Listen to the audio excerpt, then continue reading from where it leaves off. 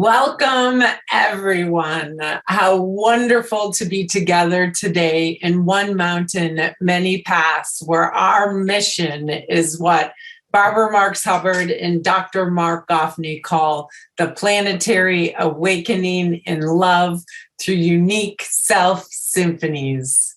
We are activating a new humanity, and we are awakening as a new species. Homo amor, the fulfillment of Homo sapiens. As a church, a synagogue, a zendo, a mosque, no one is excluded. Everyone is included, and we come together to attune to the evolutionary impulse awakening within us. Welcome home, everyone. I am Kristina Tahel, the co-executive producer, along with Krista Josepha, Jacqueline Clark, and Jamie Long. And we are so delighted to be together with each and every one of you today for week 286 of our live community broadcast. What a privilege it is to be part of a global community where we contribute to humanity's flourishing. Use the Zoom and the Facebook chat functions to say hello, to let us know where you're from, to resonate the Dharma, and to speak your prayers. On Zoom, do check that your chat settings say everyone, so that we can all hear from you. Sign up for and read our weekly email. There you find our replays, our community activities, our volunteer opportunities, our celebrations and surprise. And if you miss the any of the weeks, that's where you'll find all the information. Care to step into the work and practice of creating the great Homo Amor library? Do reach out to me for the holy opportunity. My email is in the chat box now. What to expect today? First, a Dharma recap from myself from last week. Then Chahat Corten sets our intention, and then David will resonate our evolutionary love code that we're working with. And due to unforeseen travel changes, unfortunately, Dr. Gafni will not be with us today. So I will take us into a writing practice. So you might want to have some paper and pen handy, or you can just use your computer. Then we will move into meditation to enter prayer with David, and then a clip from Barbara Marx Hubbard. And to close, Krista will sing for us and invite us deeper into community. And then at the end, we will bring everyone on for our intimate dance party and our goodbyes. Marc writes evolutionary love codes. Marc and Barbara studied the codes together, comparing them with Barbara's own 52 codes for conscious self-evolution. These codes crystallize the new story of humanity, quote, evolving the course of consciousness and culture, which is the source code of love, unquote. I welcome all who are new. We need you. Know that every week here is a standalone, and every week builds on the week before. One mountain, many paths is radically committed to telling the new intimate universe story. Now for my recap from last week. Identify the value you're willing to die for and live for it. If we've nothing we're willing to die for, we are not alive. The one race that no one wins is the race with mortality. We all die in this lifetime. Death is a part of the structure of life.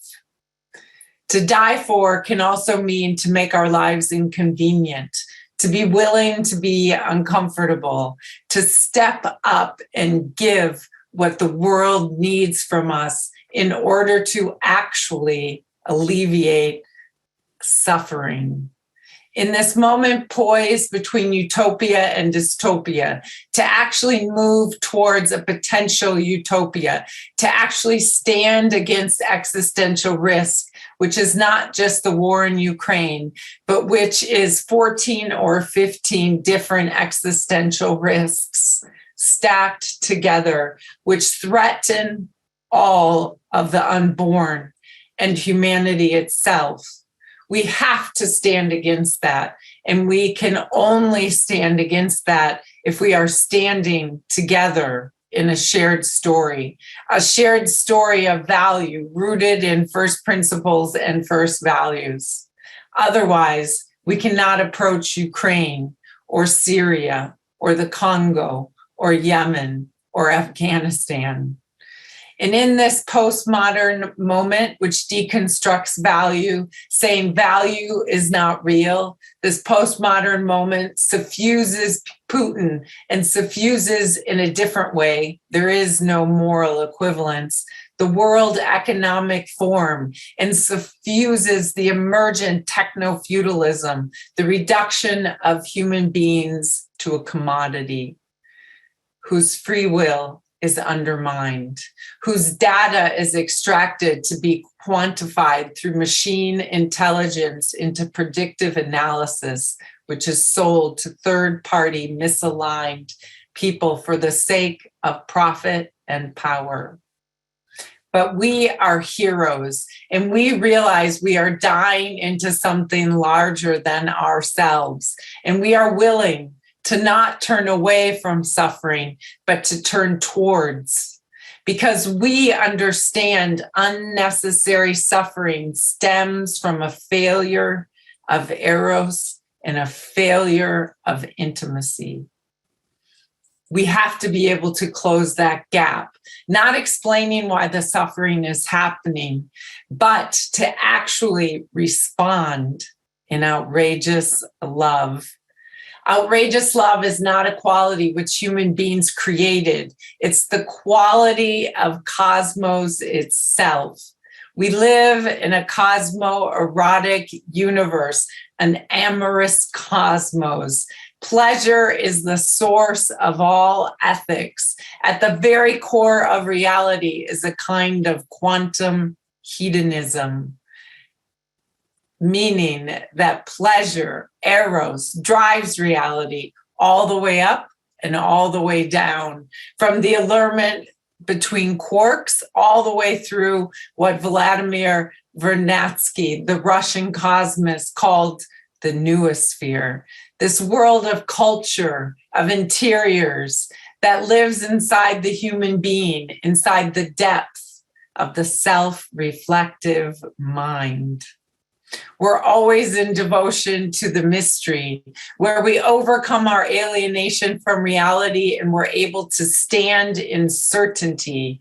Amidst all the ambiguity, we disambiguate and we find our way. We find our North Star, because this is the place where we want to be, in the throbbing heart of evolution itself, evolving the source code at this moment in time, telling the new story, telling the new cosmoerotic story that can close the gap. Now, I invite us to more deeply enter into the holy and sacred space of one mountain, many paths. And again, due to unforeseen travel changes, Dr. Gafni will not be with us today. And I turn my word to you, beloved Chahat Corten. Thank you, beloved Kristina. That was a beautiful recap. It's so great to feel you so fully in all these words. Beautiful.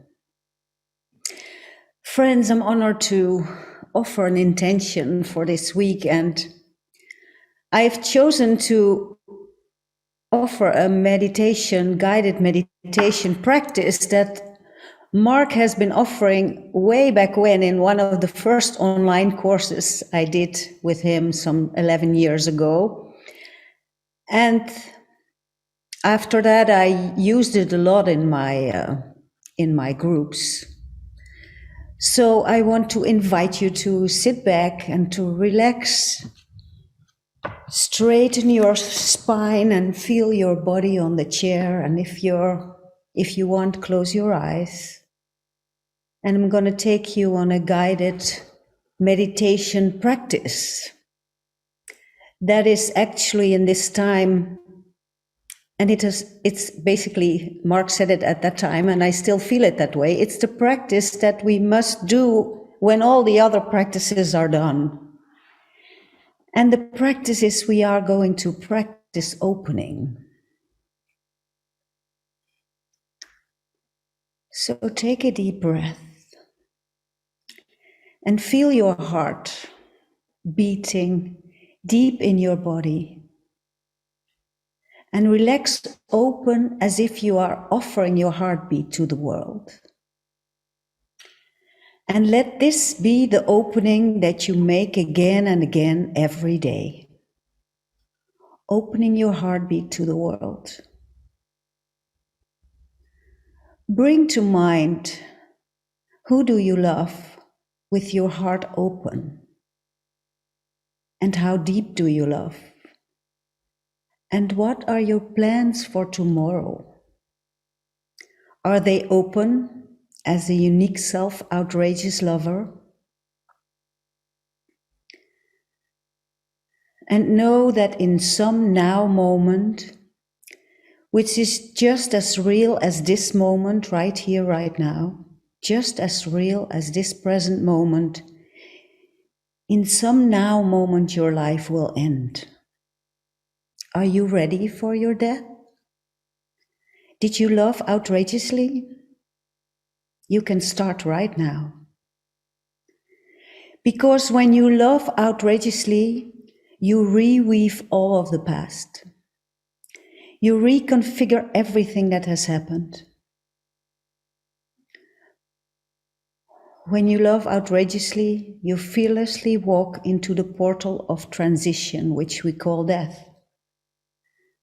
And right now, in this very moment, you are either opening or closing. You are either living as a gift to all, or you are closed, cut off from the whole. Right now, in this moment, you are opening as a gift to all, or you are closing. It's a choice in every moment. How does the choice feel?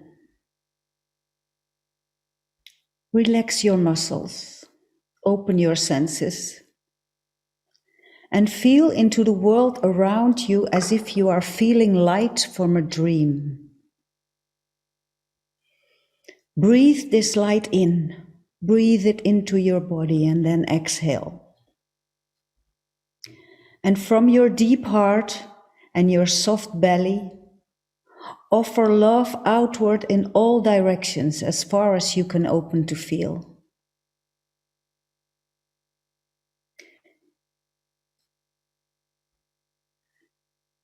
Your true destiny unfolds freely. When you open every moment, open as unique self and shine as your unique offering of outrageous love. And go deeper. Feel the tension in your muscles, the clenching in your jaw, the hardening around your heart. Feel the fear that shapes your muscles, that armors your body, your emotions, and your life choices, and then open. Gently breathe in and open, and breathe past the shape of the fear. And as you inhale, expand your belly more fully, filling your deep gut with love's light and energy. Feel other people. Feel their hearts longing in you, and breathe their aliveness in and out of your heart in this very moment. And when fear returns, which it always does, and then again in this moment, feel the shape of your closure. Feel your fear. Let it in. Feel everyone's fear and darkness. But then feel everyone's and your own fear so openly that as you feel the shape of their fear, the shape of your fear, your deep heart love expands. Breathe it open as the shape of the entire infinite moment with its infinite invitation. Breathe open as outrageous love, and feel your heart melt the fear. Because where outrageous love lives, there is no fear. Feel yourself opening in every moment and as every moment. In the practice of full bliss, identify with the emerging consciousness, the nowness of all things, and know that you are that moment. And in being that moment, I am me, and I am you, and I am the space between every breath. And yes, pain is ever possible, my friends. And your lover betrays you and your heart is crushed. And your effort to avoid pain is as natural as pain itself. Most of life is an effort to avoid the pain, to experience pleasure, and to pretend that everything is okay. But the only way to move beyond the pain is to open fully, with your heart radically expanded as outrageous love.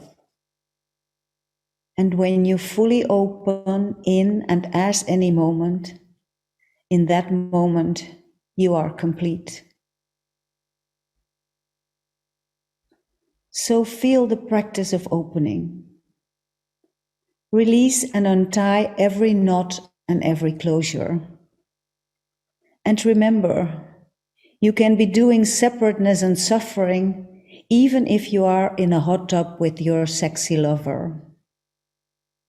And you can surrender open if you are digging a ditch in the hot open sun.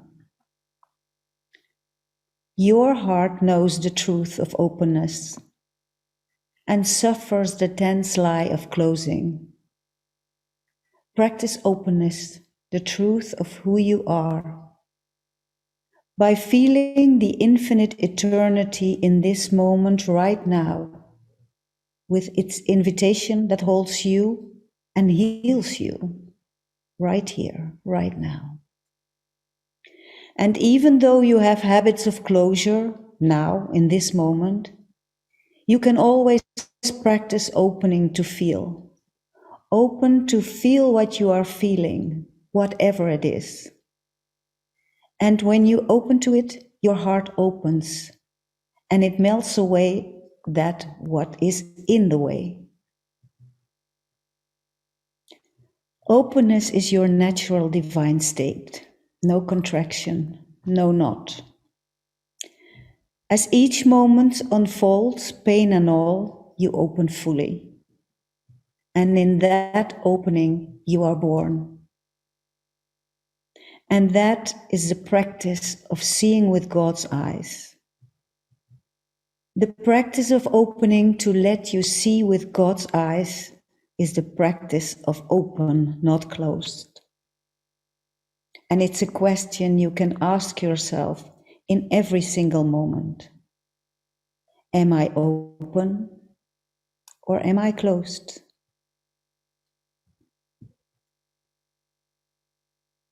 And with that,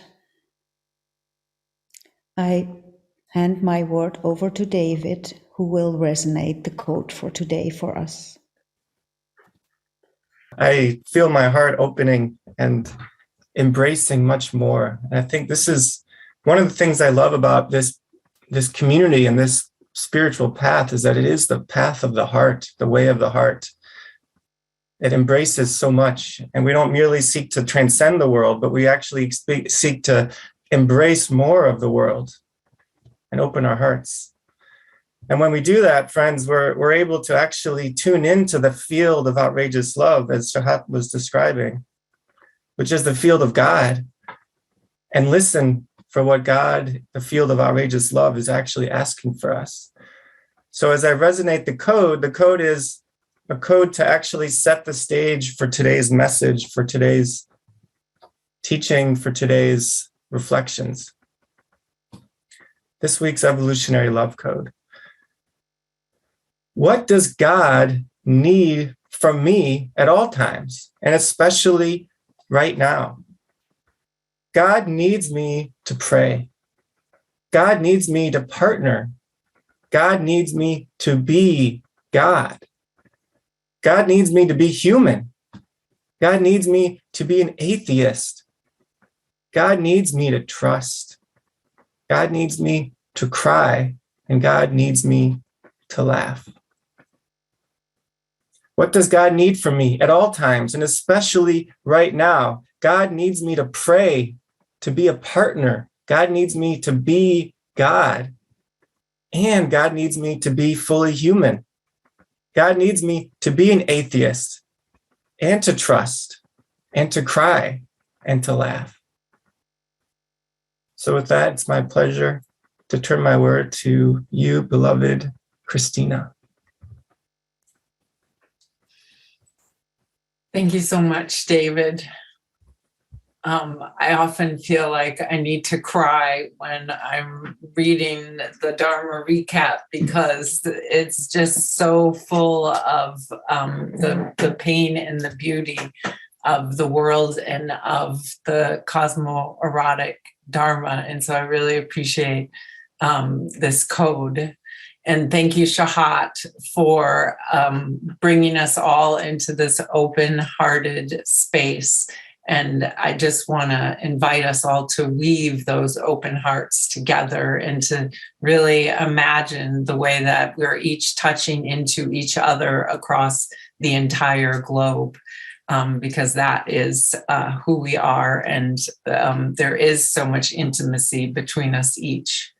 So, hello, everyone. I am Kristina Tahel, and I am a devoted student of Barbara Marx Hubbard and Dr. Marc Gafni. So thank you, Dr. Marc and Barbara, and to everyone in this community. So first, I'll be exploring peace, pleasure, and the evolution of love. And then I'm going to invite us all into a contemplative writing practice. So you might want to have paper and pen handy, or just your computer, either one, so that you can engage in a few minutes of enhanced sense making through writing to our cosmo-erotic Dharma, and to co-create with each other and with reality. So, how many of us ever thought we would be in a conversation like this, where what we do, our sense making, is part of a fabric, part of a process that actually evolves love, part of the actual process and fabric of the universe herself, where our sense making is activism, where our intimacy is activism. How many of us ever thought that? I certainly am completely surprised by where my life, where reality has taken me, and so deeply honored, as I just have so much love for humanity and for the democratization of enlightenment. So, as Dr. Gafni says, the evolution of love is to be able to see and to tell this new story, this shared story of value rooted in first principles and first values, and to speak for the future, to hold all the future generations in our hearts, in our imaginations, in the actions that we take day in and day out, in the way that we treat each other, in the way that we step into holding the Dharma, like publishing a great library, like coming together here every Sunday. So many people are engaged in activism in multiple forms. Like, for instance, Chahat has been bringing resource to refugees from Ukraine that are now living in Amsterdam. And for instance, each of us that are holding this space of one mountain, many paths, and doing things like transcribing or editing, like Joycey or Timothy Paul or Elena. And there's bake sales going on. I mean, all the ways that we are loving each other in this world and giving this opportunity for the evolution of love to thrive. So, how do we do this sense making that allows us to create a world where war is not ever a possibility again? So at this moment between utopia and dystopia, at this moment of existential risk and potentially catastrophic risk, how do we find our way? And to have that question just burning inside of us, where we don't have to ever answer it, and yet we're always answering it, but it is alive inside of us, living us, and we are living each step through that. How does Ukraine or Syria or the Congo or Yemen or Afghanistan call us forward? What needs to be done now? Immediately, in this very second and in these very days. And as I said already, no less important, how do we do the sense making that allows us to create a world where war is no longer a possibility? Like, just shut your eyes for a moment and feel that, where war is just no longer a technology that humanity uses. Wow, right? This is the peace room, and we are at war for peace. And Barbara Marx Hubbard, she talked to the UN all those years ago and proposed a peace room. And we here now are the peace room. So that is something we can each celebrate and just hold in our hearts and hold with our hands together, that we are this peace room together now. And peace means wholeness in Hebrew, which means we have to include, and we do include, as many perspectives as possible, but not in a way that reduces us to a perspectival madness, as our friend Ken Wilber likes to call it. We need a hierarchy of value. And we are going to do this not just for each other, for the few thousand people in our community around the world who are gorgeous, and we are gorgeous. And I think of Gio in Hungary, and Ugis in Latvia, and Jacqueline in the UK, and Gabby in Austria, and Kirsten in Germany, and Renee in Canada, and Veronica in Costa Rica, Timothy Paul Are in Seattle, and so many more. We are a unique self-symphony. We are working for the democratization of enlightenment, a global community taking responsibility to be part of the heartthrob of the revolution of love. Wow, right? Just let that just ooze through you and between us and in the spaces between us across this globe as we are together, literally and virtually right now. And we are enacting this new world story of ending the global intimacy disorder. So, as Dr. Gafni shared with us last week, and often, pleasure is ethics, and it is only a new world story of value rooted in first principles and first values that can change the trajectory of catastrophic and existential risk. Only us telling the new story and all the other humans on this planet that can actually take us home and evolve love. So we participate directly, whether it's through these gatherings, whether it's the way we love our family, whether it's inside of our prayers or our palace of imagination. We are clearly in the evolution of love as sense-making activists, as the eros of the cosmos. Wow, we are going to find our way through. Humanity is going to find our way through, and we are creating a beacon of possibility through the cosmoerotic dharma to move beyond the thicket of contradictions and finding our way. So, as the very hub and heart of fierce commitment to the evolution of consciousness and the evolution of love, we are holding in our sense-making the reality of war the world over. We are holding the people directly around us. We are holding the trees and the animals, and we are holding our own bodies, and we are holding God. Yes, together, here, all around us, we are holding God, and we are taking responsibility that we are at the heart of the spiral of evolution. So again, to love means to see. So as we open our eyes and open our hearts and continue to live in this energy that Chahat so beautifully set this intention for today, we don't split anything off, nothing. We include everything and everyone. And as Master Dogen said, enlightenment is intimacy with all things. So now, from all of that, let us step into our writing process.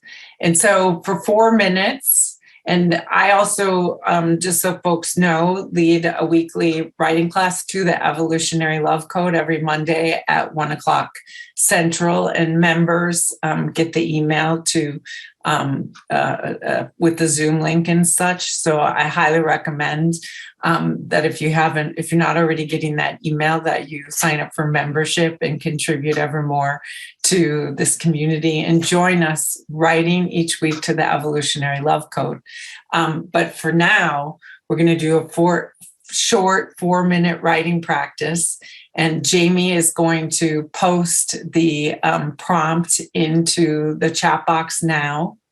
And it's all about just letting yourself write to whatever comes up, whatever you've been experiencing here today. And you can share these writings with me. You can put them in the chat box. And I'm also going to ask a few people to come on. So think of it like a meditation and just write whatever flows. And also, David, if you could put on the song that we were just listening to at the beginning for a little background music, that would be great. So the prompt is, what we do today, our sense making, is part of the fabric of a process that can actually evolve love. So here we go in our writing exercise. And David, if you could put on that music, that would be great. And Jamie, thank you for posting the prompt in the chat box. I'll start the time for 4 minutes. So as we come to the end of the 4 minutes, you can wrap up whatever words are flowing out of you. Thank you for stepping into this contemplative writing practice. And I'm going to ask a few people. So Jamie Long, someone who has been part of the writing group before, and I invite you to share what you've written, and David's going to spotlight you. Thank you, Kristina. What a radical, powerful reality that is the invitation to the human being. How will you participate in the evolution of love? How does love itself need my openness? And I feel this in my body because of my heart. What happens when I open my heart?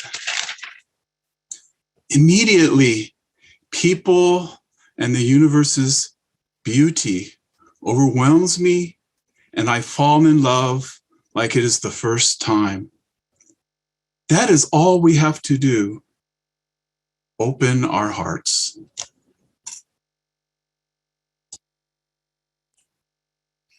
Thank you so much, Jamie. That is all we have to do, open our hearts. Just honor the words that you wrote. And often, or always in our contemplative writing class, we always reflect on each other's writing. And that's a beautiful part of the process of being witness. Today, we won't do that because of time. But now I invite Becca to read what she wrote and for David to spotlight her. Thank you. Yes, how I participate in the becoming world that we are all seeing of loving interactions. Listen, open my heart, walking into my future self, into this peace room, present here now. The future, stepping into the future of humans in love, imagining the smiles there, imagining the relaxed eyes of humans who have accepted their kindredness with all beings here on the earth. Yes, yes, loving each other, loving the standing people, those trees, wingeds, four-legged friends, swimmers, visualizing being with this world. I am here. It is now. Thank you. Thank you so much, Becca. Yes, yes, yes. Loving the standing people, the trees, being with. So now I invite Ugis to share what he wrote with us. And Ugis, if you're sharing in Latvian, you can read it in Latvian and English, but it's totally up to you. So I turn my word to you, Ugis. Thank you, Kristina. Hello, everybody. What to do and how to do? There is this deepest dimension of myself where love lives, inside and outside. First, I ask myself, who am I? And where is my attention? And what is my intention? I want more than anything else to evolve in love, intimacy, and consciousness. What are my daily activities? I choose to evolve in love and consciousness. Deep, silent meditation connects me to the inside of inside, letting me to see with eye of my heart and move from thoughts to feelings, from feelings to being. There is aliveness inside. Secondly, I choose field of love outside me. It is my becoming dimension. I write love letters with Kristina on Mondays, participate in places where our loving brothers and sisters of Evolutionary family come together. It is Sunday, Holy One Mountain, Many Paths gatherings. It is Holy of Holies with Dr. Marc. It is Dharma Circle with Chahat and Claire, and Dharma study courses groups with Kristina, David, and Jamie. Working together with Jacqueline, Krista, and Jamie in video editing. Love field evolves, then I am in it as much as possible. Regularity and intensity. And then this flash of love emerges and reflects in my daily other areas of life. I trust in love. Love is my religion. I love you, beloveds. Thank you so much for being, becoming, and evolving. Deep bow and gratitude to all of you.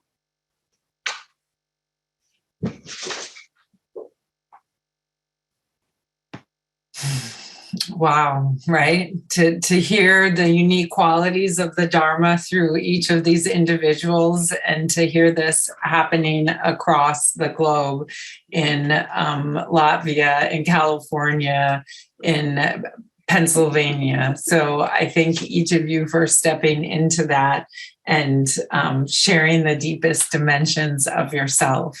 And I thank each of you for being here. And I now turn my word to David to bring us into prayer. Thank you.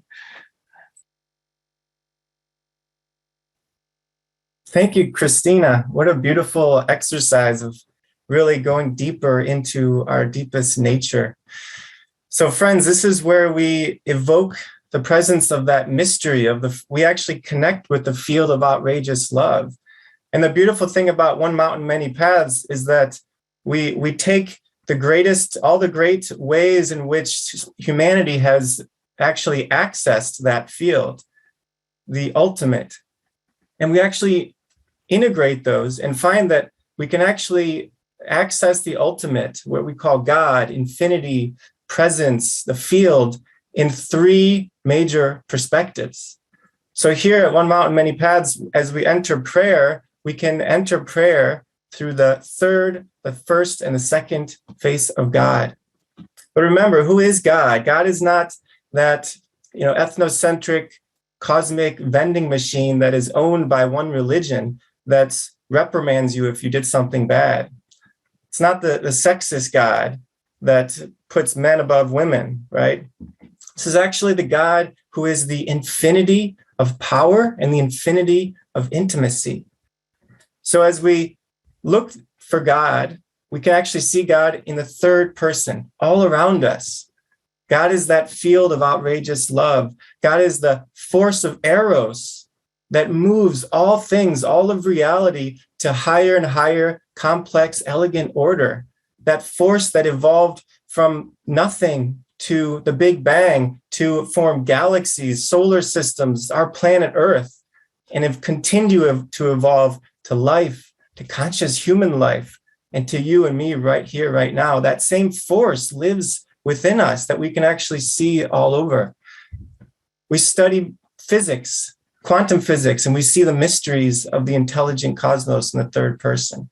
We look at a beautiful plant and we can see the miracle of the chlorophyll molecule. We can look back in our backyard and see the dazzling complexity of a little ecosystem of microorganisms and all the transmission of nutrients throughout the whole ecosystem. God in the third person is just a dazzling complexity and beauty. So all of that beauty, all of that power, all of that infinite intelligence lives in us in the first person as well, first person face of God. This is where we realize that I am God, that I am consciousness, that I'm not merely this skin encapsulated ego. I'm not merely this small self, this body, the sensations. I'm not merely my feelings or thoughts, but I have my feelings. I have my thoughts. I have my sensations. And we go deeper and we realize my essence is that outrageous love. That thing that binds all of reality is within me. I am a unique configuration of outrageous love. I'm God having a unique experience, an irreducible, unique perspective of reality, ready to give my gifts into that great whole. So as God in the first person, we also realize that we don't ever lose God in the second person. We can actually turn to the second person face of God, the personhood of reality. And we realize that, wow, this God holds us.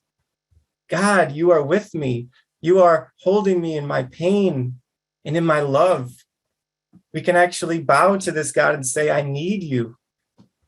We're never alone when we bow to this God, the second person of God. We actually see this God manifest in all of our friends and all of our beloveds and all of our partners and our community. God is here with us and God loves us madly. And to that God, we can pray, knowing that it's not the cosmic God vending machine. It's actually the God who loves us madly. So as we go into the holy and broken hallelujah, Pray for everything. So during the song, Kristina's going to put it on. Just let the prayers flow out. Let the prayers flow out for myself, for my people, for all of humanity, all of reality. Pray for everything. So take us inside, Kristina, to the holy and broken hallelujah.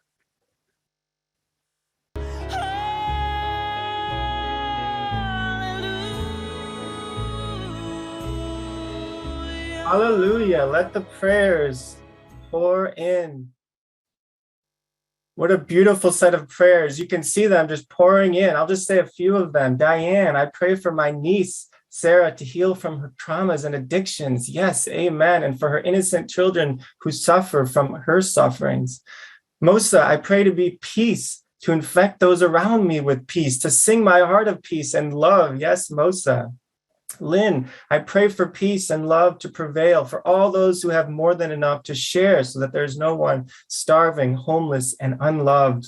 Amen. Prayers lighting up the sky, just like in that video. Friends, as we let our prayers pour in, we're going to hear from Barbara to speak about prayer from her unique, beautiful, gorgeous perspective. So I turn my word to you, Barbara. Thank you, everybody, for these great prayers. And I love the phrase, ask and it is given. Knock and doors are open. Jesus didn't say, ask and it will be given, or knock and doors are being opened, will be opened. The ask is itself a declaration of power, of intention, of passion. And since the universe is responsive to request, that ask, each person's ask right now, to take a moment to experience it as going into the intentionality of the process of evolution. And I'd like to make a meta context for all of this, as I am working with Marc on a book called Evolutionary Spirituality, of which this church is the first church to be fully an expression of evolutionary spirituality. Here is the awesome truth of the billions of years of evolution, of which we are an immediate expression. It starts in consciousness itself, in the field. And the moment the Big Bang came in, consciousness became consciousness force. This is Aurobindo's language. Consciousness force began creating everything with the most awesome supramental genius. From the simplest entity, whether it be a quark or an electron, a proton, a cell, a multicell, the DNA is awesomely intelligent, all the way on up to the rock of Earth. Now, if you saw that rock and you came from some other galaxy, it didn't look very promising. And what came is a little DNA that connected with other DNAs and so on through the beginning of the biosphere, the fish, the animals, the humans, and now us. So let's take that story and get in touch with the core of the spiral being consciousness force of divine intelligence. And let's take a moment right now of allowing the realization that that prayer that we just gave, that intention for what each of us need, want, and express, has the power of the core of the spiral of supramental genius in it. Just let that sink in for a moment. Ask and it is given. Knock and doors are opened. I'm asking at the level of the intention of creation that has, in this particular moment of history on this planet, created co-creators. We were created in the image of God, and creators we are becoming. And let's take that seriously as an expression of the evolutionary church. The New Thought movement has tried to say God is indwelling in every one of us and God creates by our intention.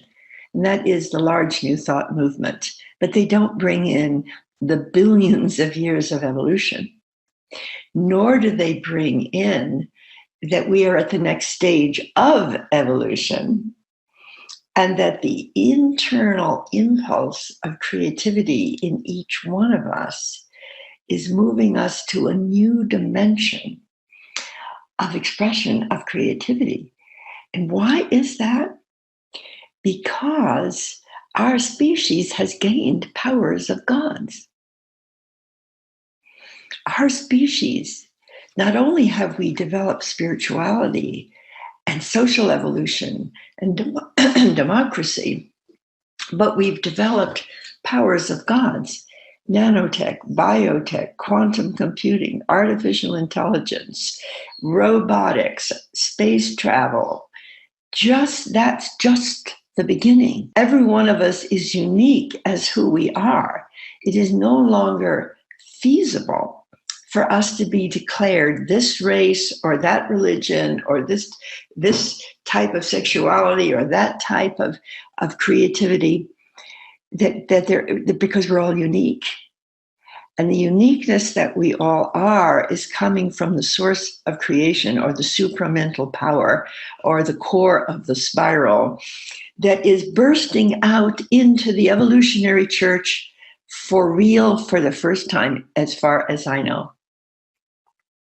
That means to say the evolutionary church is the vehicle in which the core of the evolutionary spiral is bursting through the hearts, minds, and souls of its members who are being affirmed in their capacity as co-evolvers of their own lives and of the lives of democracy and the lives of the world at the time of the existential risk. Here's my thesis. The reason that nature creates these terrible risks, as happened 5 times before in mass extinctions, is to create evolutionary drivers of such enormity that the species involved have to evolve or die. That's happened in the past. Billions of species have gone extinct. Now we are the species first who's aware of this, of the ones that came before us on this planet. And we have been hearing that we could go extinct if we don't do what? Attune to the core of the spiral, which is spirit alive in us. And I would like to make another declaration, Mark and everybody else, that the declaration of the evolutionary church of co-creation is to incarnate the impulse of evolution, leading to higher creativity, greater love, and more synergistic order. That we are exponents of the core of the spiral. We are incarnating the billions of years of genius. Wow. And when we are aligned with spirit inside us and with one another in love, for the purpose of the evolution of our culture, our world, our life, the core of the spiral is saying yes. This is not just a personal yes from each of us, great as that is. It's a collective yes to the next stage of evolution in the first evolutionary church of co-creation. And since the universe is responsive to request, I am declaring that it is happening through us now. And that what we have called for here, we can take in the most awesome scale of that the universe has awaited for groups of people to do this, because without groups of people doing this, the universe cannot be itself, except through us.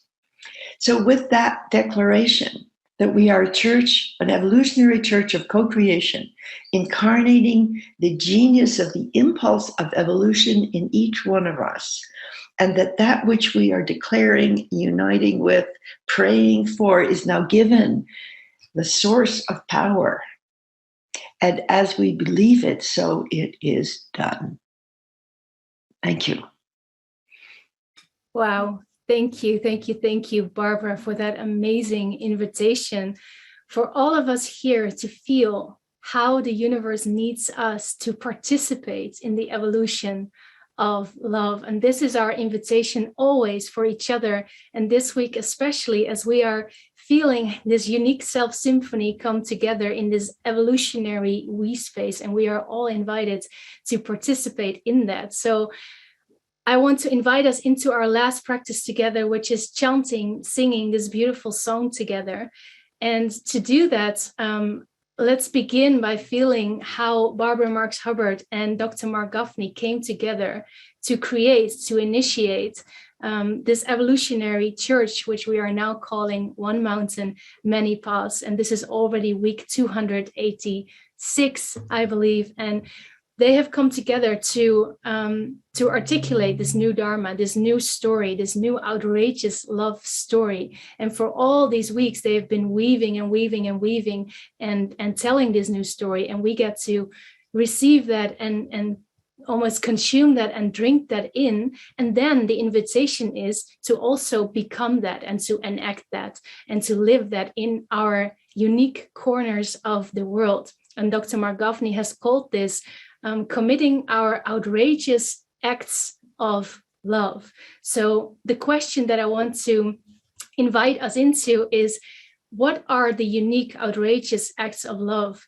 that you are called to commit? As David said so beautifully in the code, what does God need from me right now? So what does it mean to be you in this revolution? Because this is truly ours to do. We are alert to each other to become and enact Homo Amor, the fulfillment of Homo sapiens.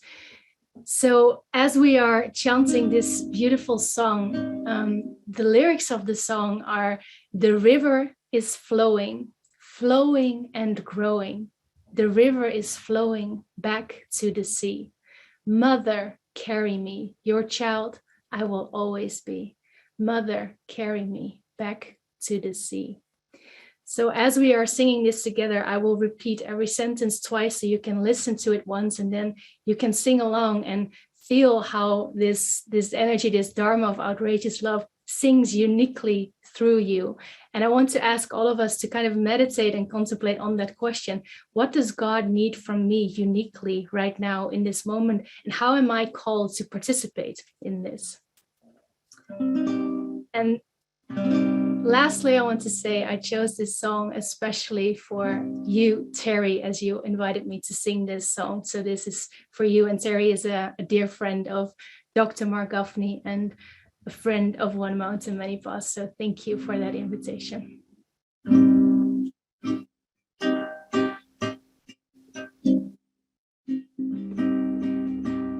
The river is flowing, flowing and growing. The river is flowing back to the sea.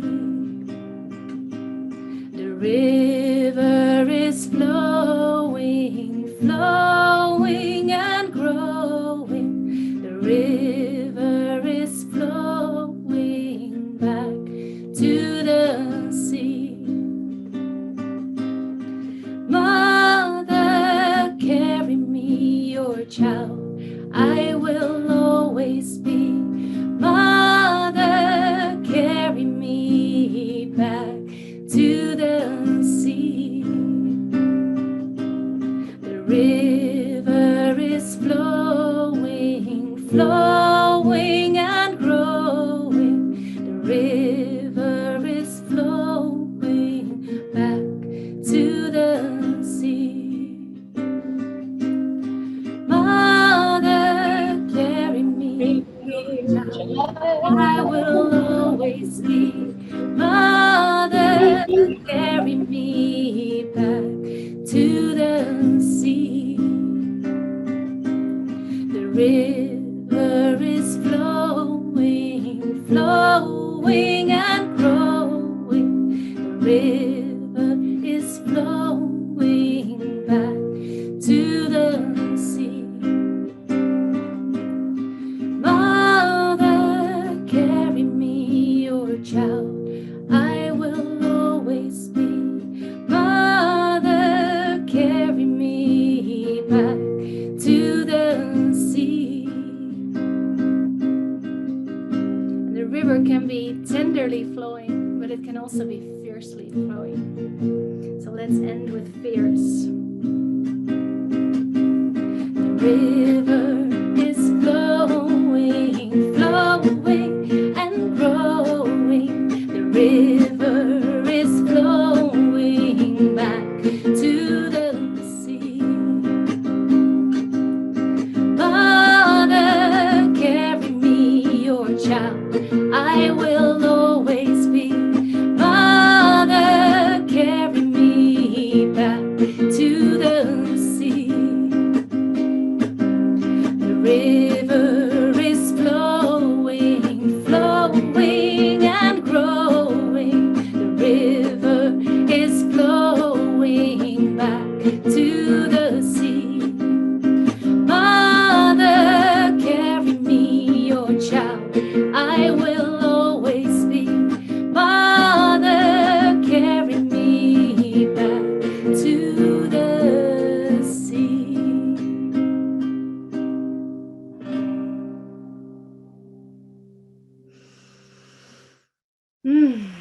So let's put the guitar down and let's bring that river of outrageous love that is here in the space between us. Let's bring it into our toes. Let's bring it into our legs. Let's bring it into our bellies. Let's bring it into our hearts and into our smiles and our faces and our hands. And let's commit to the unique, outrageous acts of love that each of us is called to commit, because God truly needs us to activate ourselves, to become that sacred activist that Kristina spoke about so beautifully. So with that invitation, let me tell you a few ways that you can participate in One Mountain, Many Paths if your heart desires to do so. Like we say every week, we have many beautiful co-working, co-creative opportunities. And one of them is stepping into what we are beginning to call the Great Library Academy, which are groups of people editing different pieces of work together. And Marc Gafni is leading those teams, and he's helping and teaching how to edit. So if you have a lot of skills, if you have less skills, all of that is fine. You can just step in and participate in that. So if you want that, please reach out to us. The email address will be in the chat box. Another way of stepping in, we really want to grow on social media. So if you have skills around social media, Facebook, Instagram, advertising on Facebook, any knowledge that you have on that, please connect with me. I would love to get to know you. I would love to receive your help and your skills in that. And then the third thing is, one thing that we would really love to do is use Facebook and use Facebook advertisement to reach more and more people, to invite them to come here to One Mountain. And to do that, we just need more resources. So another way of stepping in is making your financial contribution. And you can do that by either making a one-time donation or by stepping in with a continuous contribution by becoming a member. So I just want to show you how you can do that, but also what the amazing opportunities of membership are for you. So let me just open our website, which is onemountainmanypaths.org. And here you can find partnership. That's where you can read all about membership. Kristina already mentioned it. Every Monday, we have the Evolutionary Love Code writing group, which is a beautiful opportunity to meet other members, to be in that lovely, delicious community space. Also, we have different study groups, so you can also participate in that. We're starting a new study group, actually studying together the course, becoming this one, our first steps as Homo Amor. We're going to study this course together starting April 23rd. So if you become a member now, you can join also that study group. But as you can see, as a member, you get all of these courses. You can study them at your own pace whenever you like. And contribution already starts from $25 a month, but please, we encourage everyone and each other to give as much as you can, because the more we all pour into this revolution, the easier it will become to lift this to the next level. So thank you so much for doing that. The last thing I want to mention is every year we meet at the Outrageous Love Festival, people from all over the world. We could see it today, all the different faces, Latvia, many, many countries. Everyone travels to Europe. Every year it's in Holland, but this year actually it's in Belgium. We get to spend 8 days together in the Dharma, in the new story, enacting and becoming this outrageous love revolution. So you're welcome to join us there. If you cannot participate live, it will be a hybrid event, meaning that you can also participate online. So please, if someone can put the link to the festival in the chat box, this is really the place to be if you want to immerse yourself in this amazing, amazing, amazing Dharma. So now we close, as we do every week, by bringing everyone on another beautiful opportunity to see our beautiful, radiant faces. So you will be invited to be promoted as panelist, is what is technically called. So if you want to turn on your camera, please click accept so we can see all our beautiful faces on the screen. If you don't want to do that, I know there's many of us here that don't like to do that. That's totally fine. You can just listen in and enjoy and drink in the other faces. We're going to end with the song, We Are the People, and we're going to dance together. We're going to blow it out together. We are the people. It's really us. It's us.